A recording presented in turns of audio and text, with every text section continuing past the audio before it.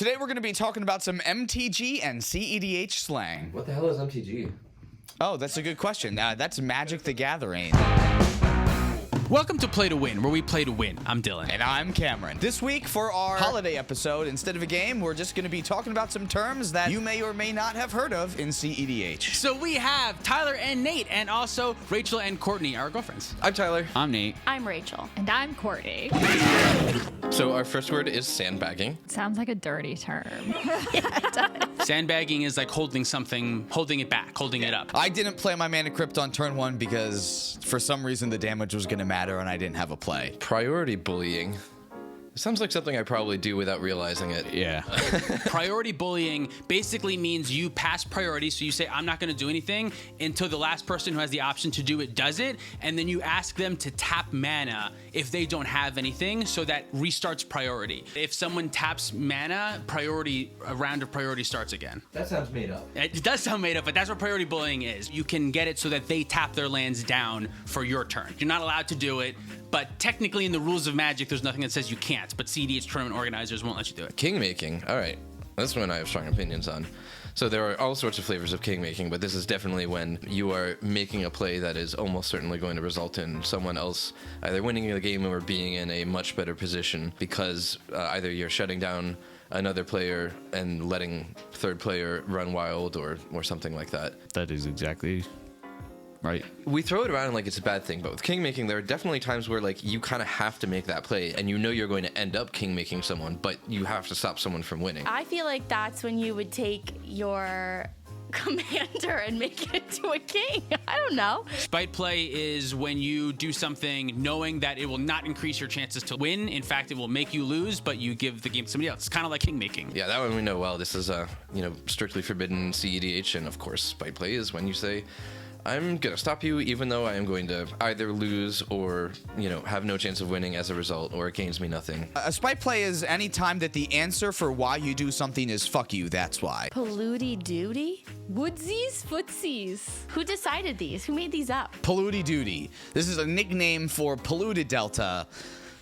And so it's the same amount of syllables, but if you want to say it, you can. I think this was coined by Modanon first. I heard it by Cyrus from Mental Misplay first, but I think Modanon, they were the one who this is them. F6, yeah. It's an MTGO reference. I said this is like G6. Like the song? Like that song. I think it sounds like a computer keyboard. And you hit F6. I don't know what F6 does. F6 is for Magic Online. Yeah. I pass priority. I have nothing. I'm not doing anything. Pass priority until the end of turn specifically, yeah. Thrasios Passios. Well, I've heard the word Thrasios before. Dylan yesterday. Thrasios Passios. My favorite case of Thrasios Passios is when you have Seedborn Muse in play, and then every turn you get to activate Thrasios a bunch and then pass priority to someone else. But it's just activating or casting Thrasios and then passing immediately. It's like shorthand for saying cast Thrasios, pass turn. Thras and pass rhyme. You put it together. It's like an archetype, Thrasios Passios. Like that's what you were doing. Your game strategy was, I was just playing Thrasios Passios until I was ready to go. That's how you would say that. Durdle. Oh, sure. That's when your opponent is taking way too long and just kind of messing around and not actually advancing the game state, and then you say, judge! LGS. Oh, I know this one. Okay, take it away. Local game store. Courtney. You just like pop over to your LGS to like get a couple cards or something. Crack/cracking? Fetch lands. Just cracking a fetch land? I thought they were talking about cracking packs. This is whenever you have to take a card from your library and put it in a different zone. Because cracking, people say crack a fetch to go get a fetch land into play, but you also crack top to get a card from the top of your library into your hand. Or you crack a Doomsday pile, which would be to like open to draw a first card to begin a sequence. Yeah. So like cracking a Doomsday pile would, after you cast Doomsday, make your 5 cards, you'd crack the pile. You'd begin your sequence by drawing a card. There's a lot of instances that crack is being used. So this is actually not the only drug reference that will come up. Feed the fish. You mustn't. Is Thrasios a fish?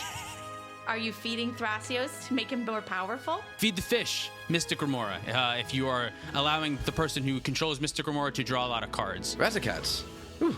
This is a deck that uses Razakats and Reanimation to do a combo win. Adding a little razzle dazzle. Razzle dazzle, right? Razakats is the name of a deck, specifically with Thrasios and Tymna at the helm, that is trying to reanimate Razaketh, the demon, into play and then win through a Leonin Relic Warder. That's the cat. Animate dead Leonin with a Blood Harvest effect out. Farm, I guess, talking about the style of decks. Yeah. So farming.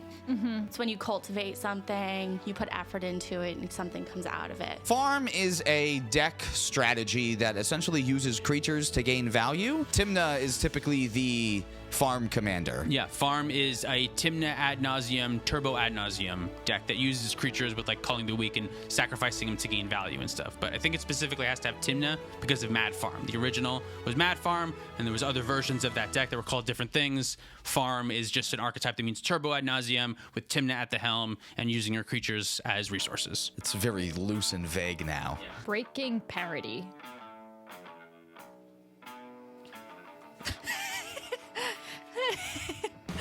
Okay. Breaking Parity. Ooh, very important. So this is taking a symmetrical effect and making sure that it is going to benefit presumably you, but at least one player a lot more than it benefits others. So I mean, it's both something you do with specific cards and also like a strategy. Float mana. I'm pretty sure, I feel like that's like when you have like a certain amount, so you have 5, but you like only need to do something, you need 3 or something. I feel like you move it around. Like you put it somewhere else so you have it again later. Float mana, tapping a lot of mana at once, especially when you only plan to use some of it. So you can tap all of your mana to float 6 mana and only use 3 of it, and then use 3 of it later or something. Jank. Bad.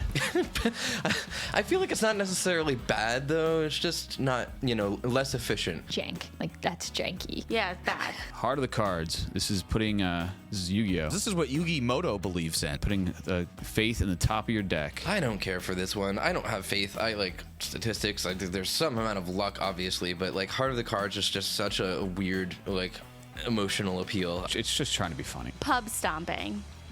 Sounds like something like a Irish lad would do. Pub stomping. This is when you either knowingly or unknowingly bring in a deck to a pod that is significantly more powerful than the other decks at a specifically casual pod. CEDH decks against casual decks, no good.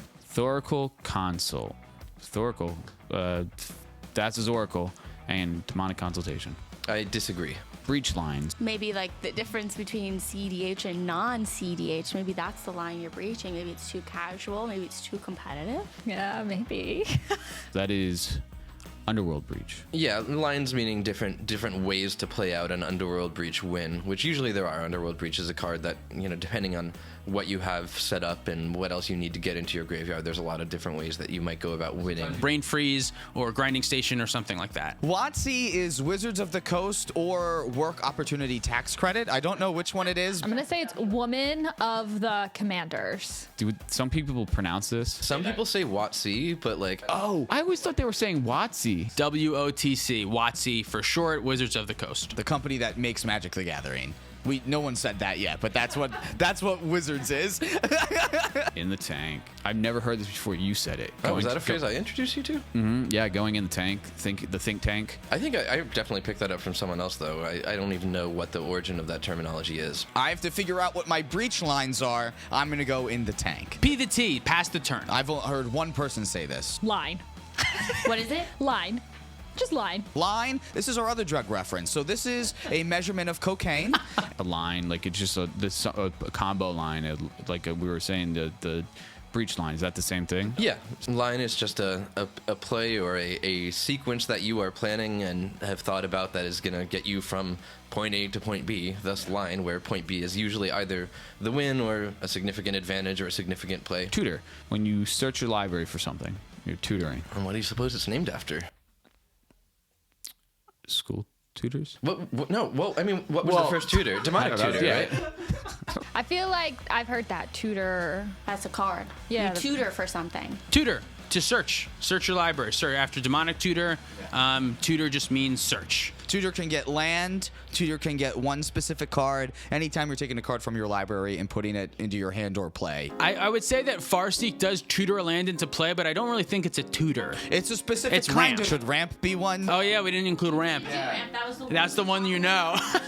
Ramp is getting yourself ahead on mana. No one else gets to say it but me. Thank you so much for watching. If you'd like to support us directly, you can do so at Patreon. C. Ka, Aja, Hamid, Jacob Depp, Reese Uker, Unforeseen God, Good Friday, CZ, Jan Wildfang, Adrian Grimm, Tommy the Oddball, Swampy McGee, Peter Larson, Cameron James, Jor Mags, Jimmy Midnight, Baby Jeebus, Moxfield. What do you write? What do you? Ugly? Yeah, that's it. You write? You say ugly? I just know who that is. If you want to build your own Underworld Breach lines, you can pick up the cards for it at our TCG affiliate link below. Our Altar Sleeve link gets you 5% off your order. You can check that out down below. You can support us by picking up Dragon Shield product at the Dragon Shield affiliate link down below. Go to playtowinmtg.com for your playmats and tokens, and that's probably all we have. Thanks for watching. See you next time. Which ones did we get right? Yeah, Wizards of the Yeah, Coast. Windbreaker's on the cock.